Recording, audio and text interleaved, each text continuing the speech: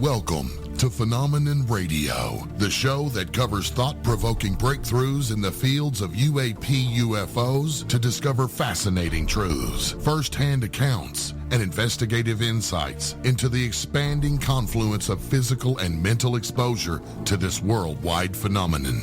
Hosted by Emmy award-winning investigative journalists, Earth Files reporter and editor, Linda Moulton Howe, and world-renowned experiencer of the 1980 Rendlesham-Bentwaters incident, John Burroughs. And now, leading off tonight's program, here's Linda Moulton Howe. 2 weeks ago, on November 22nd, 2017, it was the 54th anniversary of the JFK assassination in Dallas, Texas.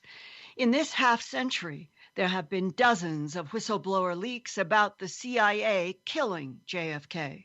Adding fuel to that theory has been the CIA and FBI suppression of thousands of documents and photographs from the murder investigation. With so many complaints that the government's investigation was rigged and the public deliberately deceived, a 1992 National Archive law mandated that all remaining JFK assassination documents and photos must be released to the American public by October 26, 2017. But not long before that ordered release date, the CIA and FBI went to President Trump with an urgent request to still withhold thousands of records. Why are those agencies still blocking JFK assassination documents? The answer appears to be in the power struggles of President John F. Kennedy and his powerful CIA director, Allen Welsh Dulles, who had been a major player in the agency for 10 years before Kennedy became president. Dulles and his director of counterintelligence, James Jesus Angleton, masterminded a 1961 military move against Fidel Castro in Cuba because Castro wanted communism for his island and strong economic collaboration with the Soviet Union that was a Cold War enemy of the United States. That's why the CIA created and funded American anti-Castro forces. In fact, President Eisenhower allocated $13.1 million, and that's in 1960 dollars, to the Central Intelligence Agency to plan Castro's overthrow. Then on January 20th, 1961, President Eisenhower left the White House as John Fitzgerald Kennedy was inaugurated the 35th president. What Kennedy might not have known is that Allen Dulles, as CIA director, was also MJ1 in the Majestic 12 group secretly created by President Harry Truman in 1947. MJ12's job was to oversee the highly classified magic investigations and back engineering of extraterrestrial technologies retrieved from crash sites such as Roswell, New Mexico in 1947 and beyond. Only persons with official magic, all caps MAJIC, access, could see those UFO ET files. Certainly, Allen Dulles and President Dwight Eisenhower had full access to magic stamp documents about extraterrestrial craft and entities, both dead and alive. But would John Kennedy have been given a magic clearance by the powerful and territorial Allen Dulles? In April 1961, only 2.5 months after his inauguration, JFK approved a final Cuba invasion plan that Allen Dulles had developed at the CIA to get rid of Castro and his Soviet allies that were so close to Florida in the United States. But the April 1961 CIA paramilitary invasion was overwhelmed by Castro forces.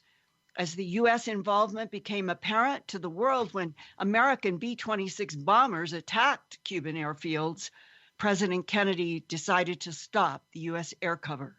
And that meant the Bay of Pigs CIA and military invasion had only half the forces that Dulles and the counterintelligence director James Jesus Angleton had counted on. Dulles and Angleton were enraged at JFK, and the president was angry with them. A few months later, in November 1961, JFK fired Allen Dulles, along with the deputy CIA director Charles Cabell, whose brother Earl Cabell was mayor of Dallas, Texas. Now, today, one of the revelations in the fall 2017 National Archive releases is that Dallas Mayor Cabell was a secret CIA asset. And the person that JFK selected to be the new CIA director was not politically powerful like Dulles had been. He was John McCone, a bureaucratic functionary. When JFK fired Allen Dulles, the speculation is that Dulles secretly remained the powerful MJ1 in the Majestic 12 group that was in control of highly classified magic investigations and back engineering of extraterrestrial technologies. Speculation is that Allen Dulles, so angry about Kennedy's interference in the failed Cuban invasion, worked behind the scenes to counter Kennedy's increasing efforts to collaborate with the Soviet Union on space research, including UFOs and going to the moon. And that would be why Dulles planned the assassination of President Kennedy. Dulles likely perceived JFK to be a national security threat to the MJ-12 group, and its great secret: Earth has an alien presence that is not human, and the public and media were never to know. 2 years ago, independent journalist Daniel Liszt, producer and host of the website Dark Journalist, heard this in an exclusive interview with attorney Douglas Caddy, who was a close friend of CIA agent E. Howard Hunt. Hunt and G. Gordon Liddy had organized the break-in of the Democratic National Committee headquarters in the Watergate Hotel back on June 17, 1972. E. Howard Hunt ended up in prison, but the night before he left for incarceration, he told his longtime friend and attorney Douglas Caddy that the reason JFK was assassinated is that Kennedy wanted to reveal the alien presence and his desire to collaborate in research with the Soviet Union about that alien presence. The first person to do an in-depth and exclusive Skype video interview with Douglas Caddy was Daniel Liszt in 2015. Daniel is producer and host of the Dark Journalist website and the 2014 documentary video, Agent Oswald, the CIA Patsy. Daniel describes his Dark Journalist website as, quote, an independent investigative website of research and productions about subjects that the mainstream media refuses to touch, close quote.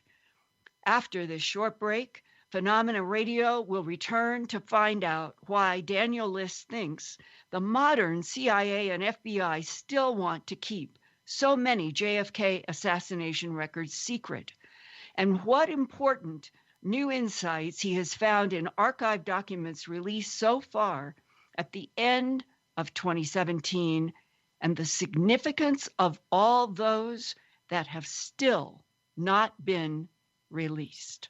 Thank you, Linda, and thanks to everyone for joining us here on Phenomenon Radio Live on KGRA The Planet. Phenomenon Live special guest Daniel Liszt will join the show right after these quick messages.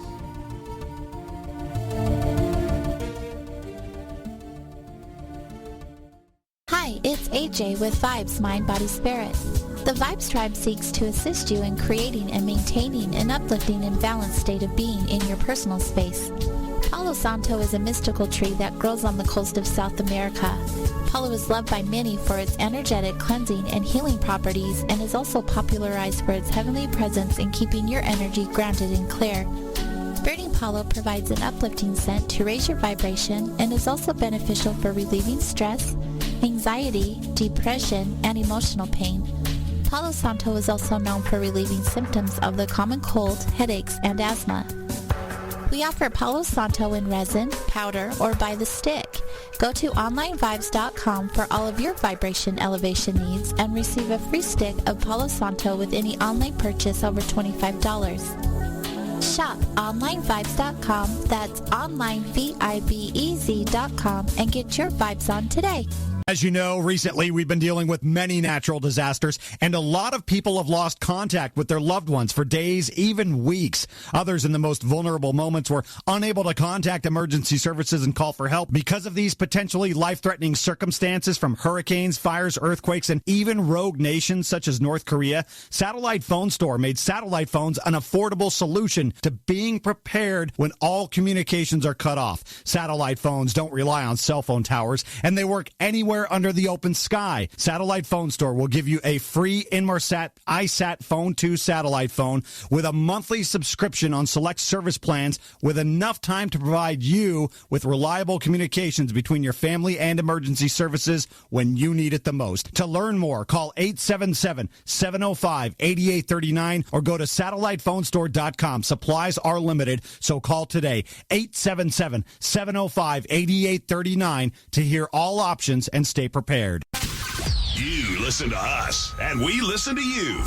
And so does the CIA. KGRAradio.com.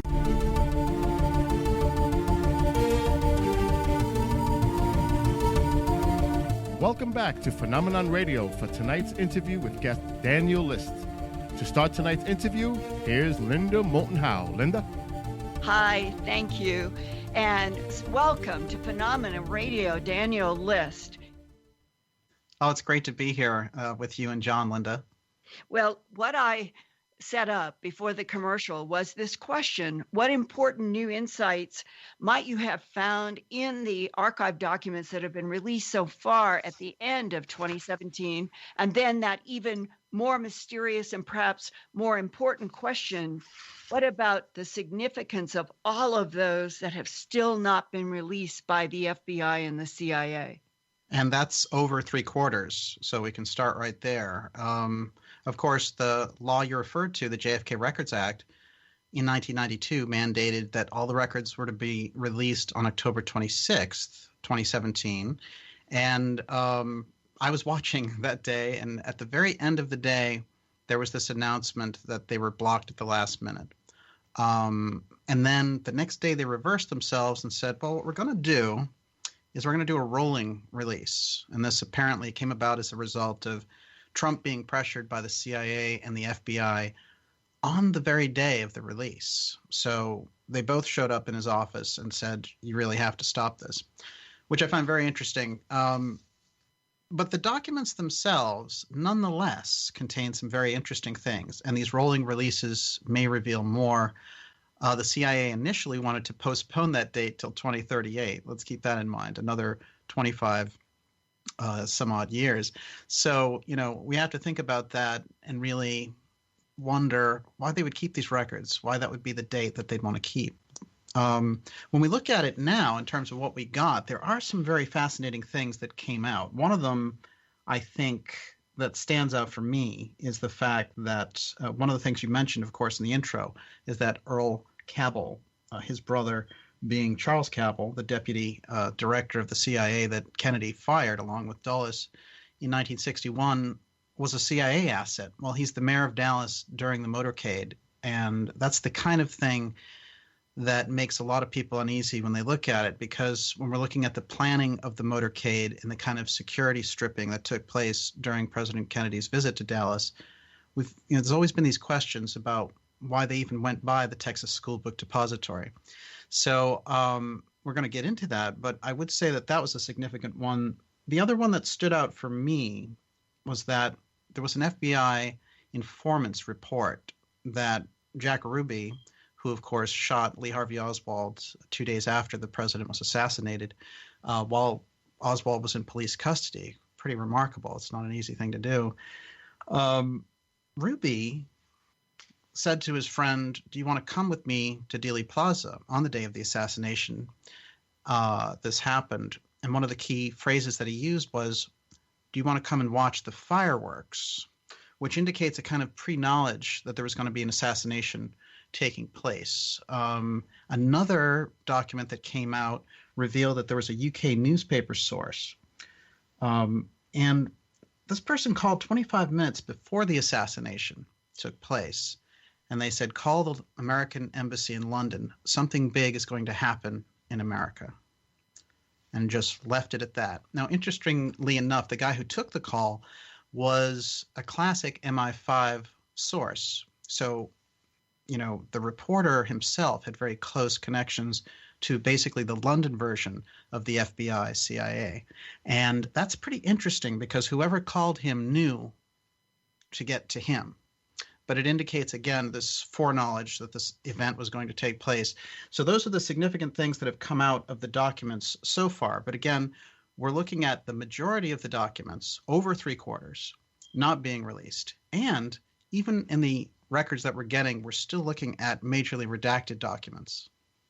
A lot of redaction. And, you know, you're making a point that there was a network. It is like emerging more and more. You and I've talked about this.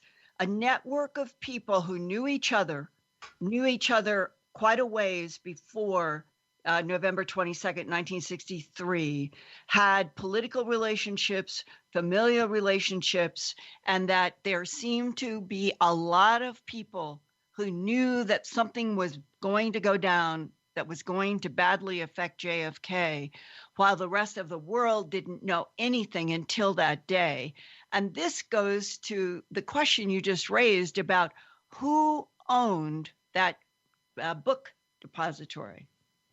The Texas School Book Depository building. It's a fascinating story. Of course, this is where Lee Harvey Oswald was working that day. And he, according to the Warren Commission, was able to, at 12:30, be up there in a sniper's nest shooting and assassinating President Kennedy with 3 shots in 5.6 seconds. And that always had many, many problems. But the Warren Commission very much wanted to sort of buckle down this case, especially since you mentioned Allen Dulles in the opening. A lot of people have called this the Dulles Commission because, of course, Warren didn't even want to be on the commission. He was talked into it by LBJ, who was saying, oh, because of Oswald's Russian connections, there might be World War III. You have to get on there and basically control the situation and simmer everything down. So, in fact, Warren refused twice. So Dulles... How did Dulles get on there, Daniel? This is the remarkable thing. And, you know, find me a historian who says this makes sense. The man who gets fired by Kennedy is the person dealing with all the intelligence links around the assassination. That doesn't make any sense. But LBJ, of course, appointed him. And that is something to underscore, is the sort of shadow back behind the scenes that LBJ was playing for a long time, longer than anybody might know, and that it was LBJ who specifically got Allen Dulles in that position of being the overseer of all evidence during the Warren Commission on the assassination of JFK. Absolutely. Well, you get a really good glimpse of how the deep state works in the cover-up around the Kennedy assassination, because they have to, you know, nonetheless, even though the public is looking at what they're doing, they have to come up with this story and make it stick. All the kind of fantasy aspects like the magic bullet and Oswald being a communist, all these different aspects have to stick and the media has to go along with them.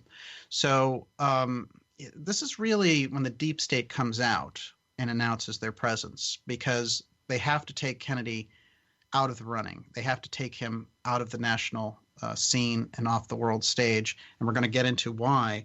But one of the important things that you raised there was the owner of the Texas School Book Depository. This is very unusual because Oswald being in the Texas School Book Depository, you know, he got placed in the job now 6 weeks before the assassination. So the kind of portrayal of Oswald as this crazed lone nut who wanted attention and all this, we have to imagine the incredible story of him getting a job on the motorcade route 6 weeks before the assassination, where he just so happens to be able to bring a rifle up and fire off 3 perfect shots. Doesn't make any sense, and I think this is why we've had such a back and forth on this. Most polls reflect today that 7 out of 10 Americans do not believe the official story involving Oswald. But who owned the building that he was working at? Well, he was somebody named D.H. Byrd. Now, actually, what they called him was Dry Hole Byrd because he was an oil man, and in oil circles, he wasn't very successful, but he certainly did a lot of military contracting. Now, D.H. Byrd was the founder of the Civil Air Patrol in the 40s, and Oswald, when he was 15, joined the Civil Air Patrol in New Orleans, and this is where people like Garrison, who've investigated the case, thought that Oswald got his first taste of intelligence training. But D.H. Byrd has some very unusual aspects in his background also. One of the things that's significant, I feel, is that Byrd, he actually, when we look at the scope of his associations, he's got some very unusual ones. First, he was in charge of the LBJ committee raising funds. Okay, so it gives him a direct relationship to the vice president. And interestingly enough, his cousin was Admiral Byrd, which is something I revealed in a show last summer, which had never been on the record. So, of course, Admiral Byrd going to Antarctica, being this very famous military figure, Byrd's connections run very deep into the military-industrial complex. But oddly enough, I think his most significant one has just come up. And this has not been on the record in the JFK assassination from the material I've looked at for years. And I think it is significant. But another cousin of D.H. Byrd, who owned the Texas School Book Depository, where Oswald was working at the time of the assassination, was Harry Byrd, Senator Harry Byrd. And Senator Harry Byrd was the older brother of Admiral Byrd. And he was in charge of the Armed Services Committee, and he became the chairman of the Finance Committee. So, in other words, he oversaw the CIA budget. Wow. That is a pretty significant connection because LBJ, in his role in the Senate, and this is where we're going to get into this aerospace aspect, which is the deep space, aerospace, UFO connection around the JFK assassination, which is inescapable when you look at the data. What we have, though, going on is LBJ is known as Senator NASA. That's his nickname because he is so close to the space project. And his best friend is Werner von Braun. So he's very close in there. And, of course, we have the Johnson Space Center, and so much of the space program is known in association with LBJ. And Harry Byrd was a senator who was had responsibilities for the budget for the CIA, and yes. Byrd and LBJ really knew each other well. Yes, they were tight in the Senate because LBJ was the Senate Majority Leader, and Harry Byrd is the chairman of the Finance Committee. So an incredibly tight relationship there. And then we have D.H. Byrd, who owned the Texas School Book Depository, doing all these favorable things for Johnson, and also being the founder of the Civil Air Patrol, which is not insignificant, considering if he had those ties to the Civil Air Patrol and Oswald came out of that whole milieu, it would be very easy for them to be watching for one of their recruits over time that they could say, let's pass this along on the CIA side. We've got a number of people here who are good for different types of jobs. Right. One of those jobs is very easily shuttling over to the Soviet Union at the time in 1959, which is almost impossible, but somehow Oswald is able to do this. So truly remarkable maneuvering of Oswald. But what was it for, really, when you get right down to it? Was it as part of an intel project to get some interesting intelligence inside the Soviet Union, or was something else in play? Were they crafting Oswald as the patsy as far back as that? It's pretty fascinating to consider. But I think when we look at the Texas School Book Depository being owned by Byrd, and we see that Byrd's close connections with both the military and the oil side, we're looking at a very different ball game right off the bat, and we start to understand what Oswald was doing there in the first place. Right, and that all of those strings that would tie Harry Byrd and Dry Hole Byrd and LBJ and NASA and the CIA budget all back really to Dulles, because Dulles was not fired until November of 1961 after the Bay of Pigs. And the assassination is 2 years after that, to the month, in November of 1963. Mm-hmm. So it seems to me that what you have laid out so well is that already this kind of matrix of these relationships were already in place to set something up in the details that it became, which was in Dallas, Texas, where the mayor was the brother of the associate director of the CIA, who had been fired with Dulles, and all of those people who were pissed off, the Bay of Pigs, they would have all been bound together with the same motive and agenda. JFK has to go. Well, absolutely. And I want to give you a lot of credit here, because when I was doing my JFK research, I was very aware of you saying that Dulles was MJ1 based on the research. That's not something I had considered when I was doing this. And it's very significant, because we have to understand, if we're going to get into that deep structure, if you're going to look at it, you have to understand the MJ12 aspect. Right. And that deep state, as Peter Dale Scott, Professor Peter Dale Scott at Berkeley has coined the term. If we're really going to understand what deep state means, you start to get a hint of it when you're around people like Byrd, like LBJ, and Harry Byrd in the Senate, and they have key roles in places like the committee finance chairman, the vice president, this whole connection of these forces and how they might work if something goes totally against their interests. Now let's look at JFK for a moment. Why does that whole structure unite against JFK? There are things where people will go into details, and we've gone round and round. People will say it's, there are mafia things where they're mad at him. There are intelligence things where they're mad at him. There's a Cuban aspect. None of those reasons are big enough. There has to be something deeper. And we know that the phraseology that's used, and we're going to get into this, that Hunt used when he was speaking to Caddy, which I think is so important. And again, Caddy being the former Watergate lawyer, very important. I think the most important person alive who can confirm these details around the CIA's interest and the reasons behind the assassination. What did Hunt tell him in their final meeting outside of Yenching Palace? He said Kennedy was assassinated because he was about to give our most vital secret away to the Soviet Union. And Caddy said, what was the secret? And he said, the alien presence. This tells us a lot, because this is not a CIA smokescreen. This is two close friends. And I mean, what I found out from talking to Caddy and from talking to Hunt's son, St. John Hunt, is that Caddy was around. Caddy went to family events.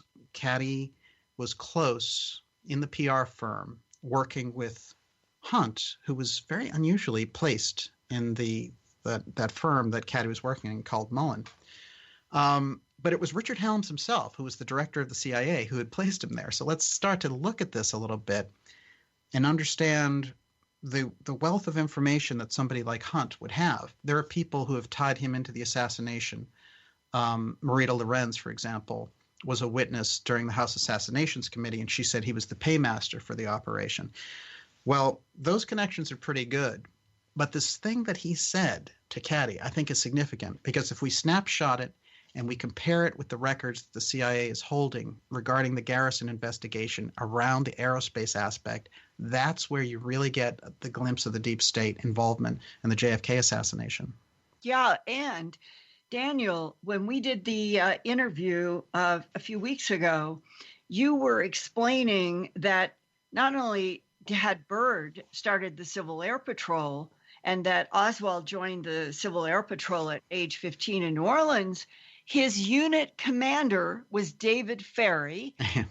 David Ferry was a CIA pilot and a mafia pilot for Carlos Marcello. David Ferry worked and did jobs for Guy Bannister. And that one thing that you found out about Bannister that was so strange is that when he was in the FBI in the early 1950s, he was a UFO investigator for the FBI. And suddenly, from Bannister to Lee Harvey Oswald to the Byrds to LBJ to NASA to Dulles as MJ1, the secret head of the most powerful group, you might say, in the United States, brought together officially by Harry S. Truman after all the crashes in New Mexico in July of 47, and that this was the main undercurrent in the United States, in the Truman administration, the Eisenhower administration, and then you get to Kennedy, where they were trying to back engineer extraterrestrial technology defined in their own documents as such, and to deal with the bodies of entities, both alive and dead, who were also categorized in their own documents that have leaked as extraterrestrial biological entities. And so when you frame 1947 to 1963, the biggest machinery was trying to keep from the public and the media all information about what they considered to be what E. Howard Hunt said to Caddy, that JFK wanted to give the Soviet Union our biggest secret, the alien presence. Yeah, it's fascinating, actually. And the JFK research, which spans 54 years around the assassination, makes a lot more sense if we take your research into account. This is what I found out when I was doing it. One of the reasons why, for example, people in areas who are going deep into mafia connections and what the deep state was all about in the 60s, if you don't get the UFO part, it doesn't really make sense. If you're only dealing, because of course every president had tensions with different facets. I mean, Kennedy's certainly were more intense. There's no question about it. And the entire structure, that is the entire deep state, united to get rid of him. That's a fact. But nonetheless, you have to look at things that get thrown out a lot that say, well, you know, it was because we didn't invade Cuba, or it's because the oil depletion allowance, you know, the oil men were going to have to pay more. Or you could look at something and say, well, the Cubans and the anti-Cubans were upset. These are reasons. They're not deep enough, in my opinion, to get an organization like the intelligence community involved. The intelligence community, coming into being in 1947, they create a secret corridor of financing for black budgets. Right. This is very significant. Now, something that doesn't really come into a lot of research around the Kennedy assassination is continuity of government, but it's absolutely significant, and I give Professor Scott over at Berkeley a lot of credit for this. His work on COG helped me to understand that once we had the ability to go into space, they took the same rules that they applied to continuity of government, which I'll briefly describe here. Continuity of government is a process where in the 50s, and under the threat of nuclear war with the Russians, we built heavy-duty labyrinths of underground tunnels and underground bases to survive a nuclear war. And they were very secret, the most secret projects. In other words, the atomic level secrecy that we had in the 40s was one thing. But once we got into the Cold War with the Russians in the 50s, this entire structure of underground bases had to be the most secret thing we were doing. Now, continuity of government also created something called an emergency system of communication called the Doomsday Network. That is, if something like that were to go off, they'd rush the president down there, and they had a whole alternate government ready to roll. Right. So that COG, you know, I call it the COG SSP connection, because the continuity of government players and how they play into this is very interesting. Into the secret space program, the SSP part. It is. And you have to understand, when you're studying the Kennedy assassination, when you really go into the JFK assassination, you're looking at the secret space program. Because what is the assassination over, according to Hunt? The alien presence. Well, let's take a look at what Kennedy was doing. Kennedy wanted to, as Hunt said, share the UFO secret the UFO file with the Soviet Union. Now, we have a couple of memos and very good anecdotal evidence that backs this up. One of the memos is indisputable. It's the JFK, they call it NSAM, it's the National Security Action Memorandum 271, where he talks about cooperation with the Soviets in outer space matters. I just watched a presentation that President Kennedy gave to the UN September 20th, 1963, just a couple months before he was assassinated, where he says, I envision a joint moon mission with the Soviet Union. He laid out the possibility. Now, Khrushchev's son said Sergei was initially skeptical when Kennedy presented this, but then 2 months before the assassination, decided that Kennedy was sincere, and they were both looking into this idea of doing not a space race, but a joint moon mission and joint exploration of space. That's gigantic. Well, what's the problem with it? When he wants to share information in the UFO file, as the other memo claims, the other memo is the JFK memo, which came from a FOIA request from a school teacher, and it talks directly about the UFO matter. Now, the CIA has never denied the existence of that memo. They've never called it a hoax. It's been out there since 2011. There are European newspapers, the Mirror, the Sun in the UK, who've published that. They've done their own due diligence on it. There doesn't seem to be anything wrong with this memo. Nonetheless, in America, you can't get any coverage on that memo. And it's like there's a media blackout on it.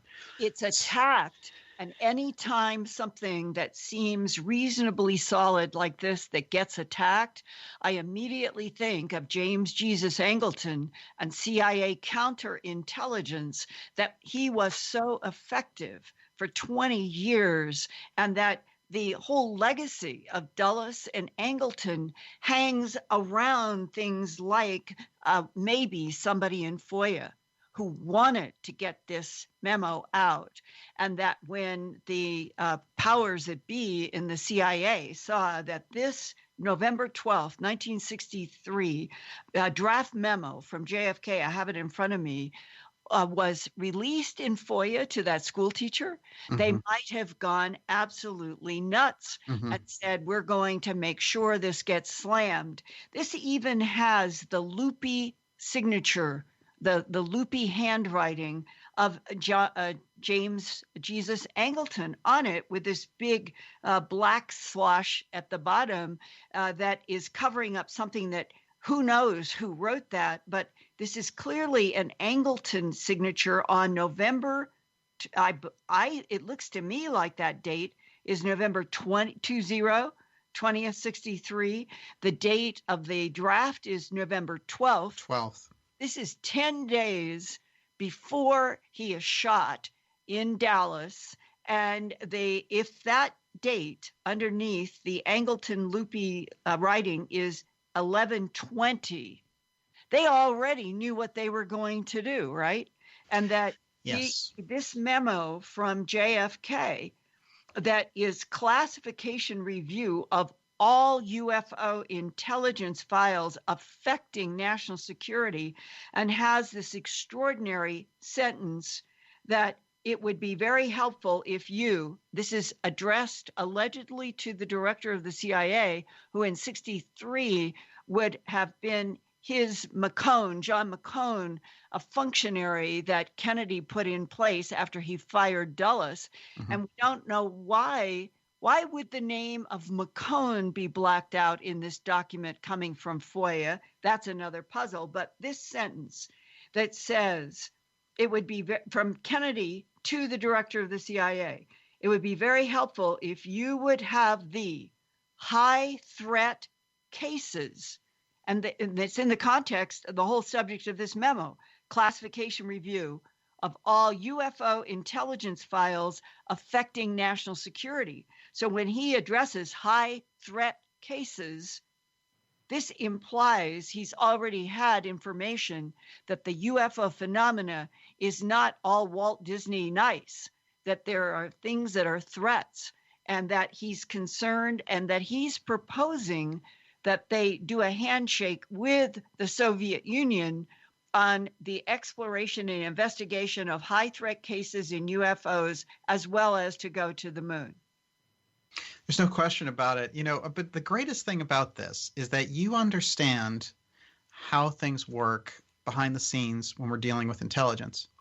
What you were saying about the FOIA request and how somebody inside the structure could get the document out while the rest of the people flipped out that the document got out there is exactly how that government process works. Yes. It does happen. We've seen it over and over again. Operation Northwoods is another one that came out in a records under the Assassination Record Review Board in 1998. And that's the one that showed them presenting Kennedy a plan saying, look, we're going to fake a hijacking and blame it on the Cubans so we can invade. I mean, this is the level that these Pentagon planners thought on. But that document is now in the public domain. There's nothing they can do about it. They may try to reclassify it, but it's been a long time. But I do think it's fascinating. See, if somebody were to look at it and they say, well, here's another thing. I want to spend a minute on these memos for a second. The memos are both dated the same date. I think that's significant because it shows, he's basically cleaning house. He's changing policy. He's instructing NASA to start to share intel with the Soviet Unions about UFOs in that memo. In the other memo, it's outer space cooperation. 2 months earlier, he's talking about going to the moon together. Now that's huge. Going to the moon with the Soviets means they get access to our technology. Now, what's the problem with that? Okay, you have Cold Warriors that are in our national security state structure, and they don't like this, kind of peace initiative. But JFK is also spotlighting the fact in that memo that they might be looking at these UFOs as the U.S. collecting intelligence, and it might spark a nuclear incident. So there's all kinds of subtexts, I think, around that, which give us Kennedy's thinking on it. But he's saying, look, we have to share with them, and they, in turn, can share with us. That's a much better perspective because basically we have this whole nuclear arsenal ready to go, and we have these UFOs flying around. We're going to need a united front.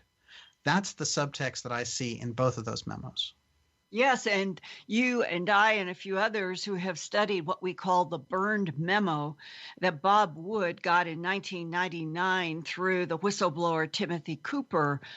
It is, as Bob Wood said when he called me about this and I saw it for the first time, this may be the only document that explains how the authorization for the assassination of the President Kennedy of the United States was authorized, and it was by Allen W.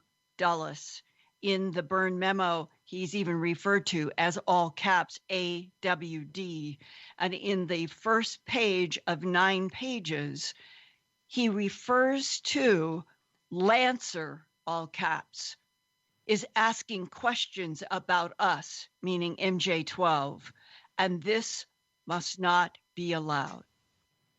I think that that Byrne memo gives us an insight that Truman, in putting together MJ-12, and the Helen Keter was the first MJ-1, head of the CIA, that came into existence September 18th, 1947, at the same time that Truman was putting together this special committee, 12.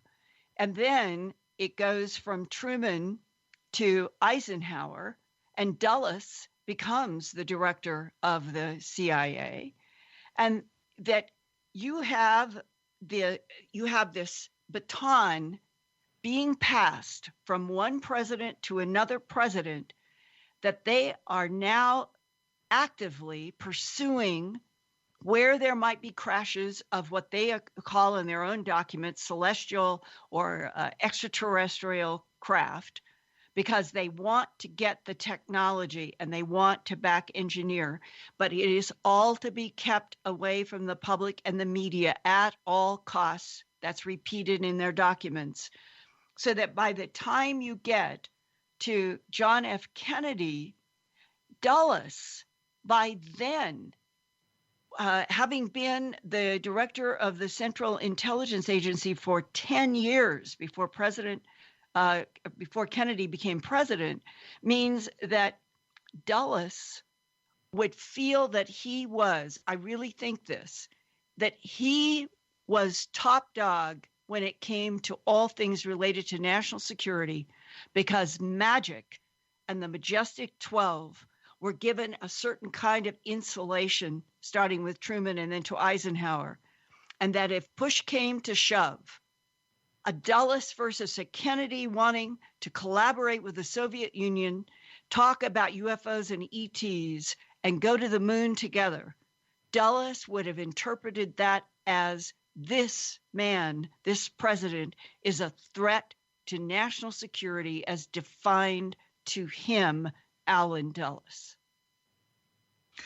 There's no question. And you make a great point about this, too, because that memo we're looking at that you just referred to, the burnt memo, which is different from the first two that we started with.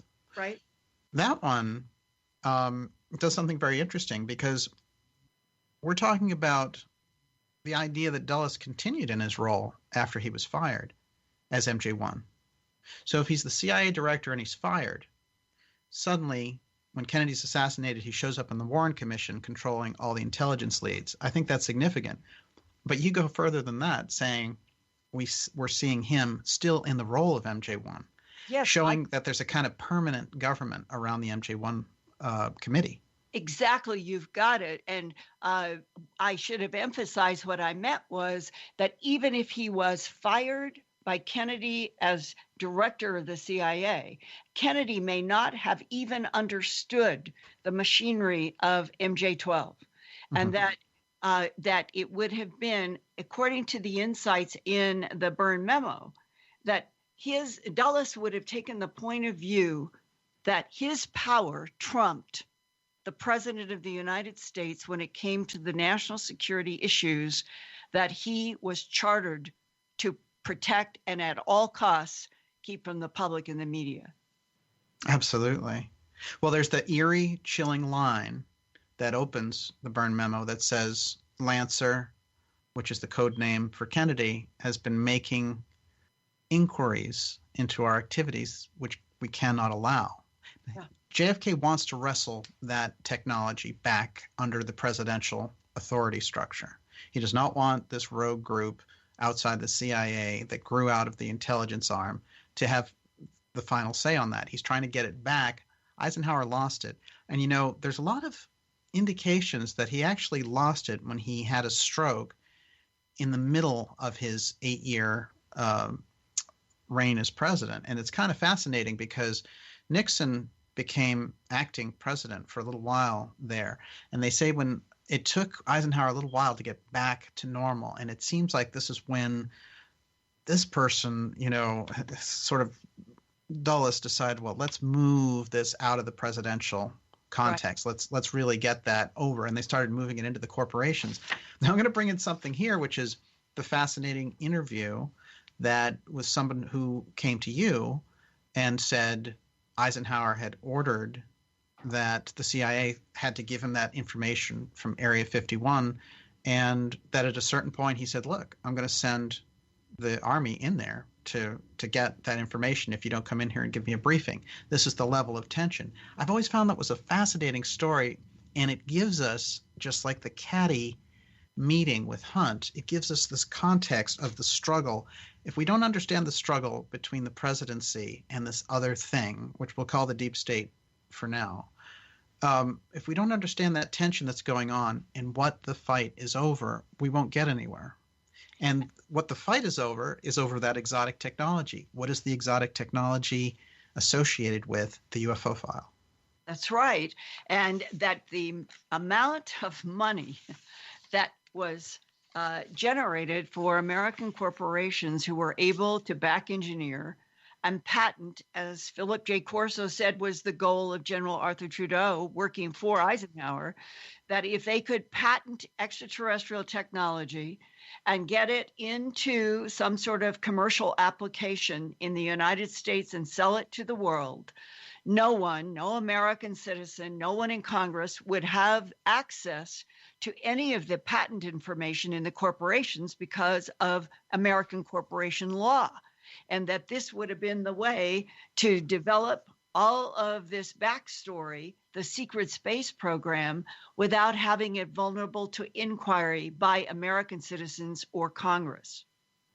Absolutely. And when it gets into space, it's under the same black budget rules that the continuity of government allocations are under. You can't track the money for continuity of government because they don't want anyone to be able to know where those bases are, because ostensibly that way the Soviets will never find out and will never know where their command structure is to be bombed. So that's the kind of mutually assured destruction that we were under in the 50s. Well, if you take those rules and you move them into space, that part of the government's no longer accountable. Right. And John F. Kennedy was smart. He had a refined intellect. After the Bay of Pigs, he probably, even though everybody seemed to be mad at each other for possibly some kind of military political reason, the truth is that John F. Kennedy probably had, by that time, he didn't trust Dulles. I think it makes clear in some of the communication, this November 12th draft, when he says that he is asking for more information about high threat cases separate from CIA and U.S. Air Force sources, which implies he didn't trust what he was being told by the Absolutely. CIA and the U.S. Air Force. And so that was already this huge schism that was beginning. And it took 2 years to get to November of 1963 for Dulles and Angleton and now Lyndon Baines Johnson. If you could, because I find that to be one of the beads that has been maybe not emphasized with the public as much as it should, of how many things that you've come up with that Lyndon Baines Johnson probably knew about the assassination some period of time before, and what this whole backstory that connects in and around NASA Lyndon Baines Johnson is that Guy Bannister is in New Orleans the summer of '63, and Oswald is there, and there are CIA, so-called CIA anti-Marxist operations that are going on, but that when Jim Garrison looked into this whole period in '63, he figures out that the Bannister angle there is he's working for the CIA, and that Oswald was there at the same time. And if Garrison hadn't been blocked, he probably would have been able to connect a lot there. So can you take that landscape of LBJ and what was happening in New Orleans with Bannister and the foreknowledge that it appears that several people had? Oh, absolutely. I mean, it's amazing because in this first hour, we've laid out a lot of the really heavy facts around the UFO file being the reason for JFK being assassinated. But in the second hour here, we're going to back it all up with the Garrison investigation and his inquiries into the aerospace aspect of the assassination. So let's look at this. One of the first things that's very strange to Garrison when he's looking at this case. Now, he's the New Orleans DA. Right. Oswald spent the summer of 1963 before the assassination in New Orleans. So it's his job to look into this. It's not that he just went off on his own. He actually decided, well, if Oswald was here in New Orleans, we're going to check it out.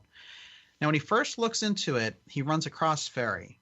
And Ferry gives him a strange story because Ferry had actually gone and driven to Texas on the night of before the assassination. And so when he's questioned about this, Ferry gives him 3 different answers. And so Garrison's like, something very strange is going on here.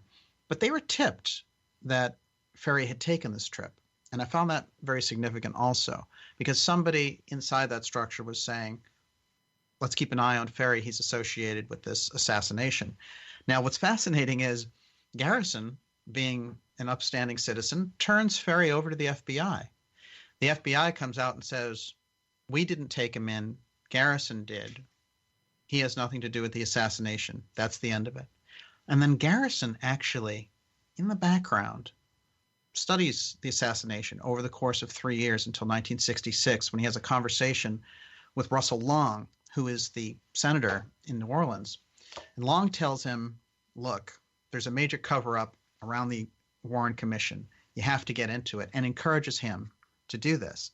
And when Garrison takes a deeper look at the Warren Commission, he realizes a number of things show that Oswald had the markings of intelligence on him, not the least of which is that he could speak Russian. He could speak Russian so well that when he meets the woman who's going to be his wife eventually in the Soviet Union, she thinks he's a Russian because he speaks so well. So that kind of intelligence training isn't available, that type of language skill isn't available to a high school dropout, but it is definitely available to someone who's being trained in language for undercover CIA work. So when he's looking at Oswald, he's starting to realize it. The next thing that he finds very unusual is that one of the flyers that Oswald was handing out had an address on it called 544 Camp Street. Now, that building was the same building with separate entrances of Guy Bannister's office, who was ultra right-wing, who's doing operations. He's an ex-FBI guy. They call him to the right of Attila the Hun. So this doesn't make sense to him. Then he's starting to get information from Delphine Roberts that Oswald was in Bannister's office all the time. Now, here's another very interesting thing. Garrison knew Bannister. They had lunch together. They were both former FBI agents. So the connection's there. He's starting to understand, he definitely understands how Bannister works. Bannister infiltrates college campuses looking for radicals. Everything is a labyrinth of intelligence style work, but he's set up there suddenly in the middle of the intelligence community in New Orleans doing private investigation. And when they asked his assistants and stuff, they said, well, it's interesting. He didn't really get a lot of private eye work. So obviously his operation there is working with the deep state, and the private eye part is just a front. Right. Yeah. And that Daniel, he probably was working for the CIA, and we are treading up to that Oswald had a contractual relationship of some sort with the CIA. Mm-hmm. And after we come back from this break, let's jump into everything about LBJ leading up to November 22nd. Okay. Thank you, Linda, John, and Daniel. This 50-minute uninterrupted segment of Phenomenon Radio is brought to you by OnlineVibes.com, your personal connection to mind, body, and spirit, committed to connecting you with healing modalities that can manifest a true and healthy change in your life. Visit the website at OnlineVibes.com. That's vibes with a Z. Tonight's special guest, Daniel Liszt, will be back with Linda and John right after these messages.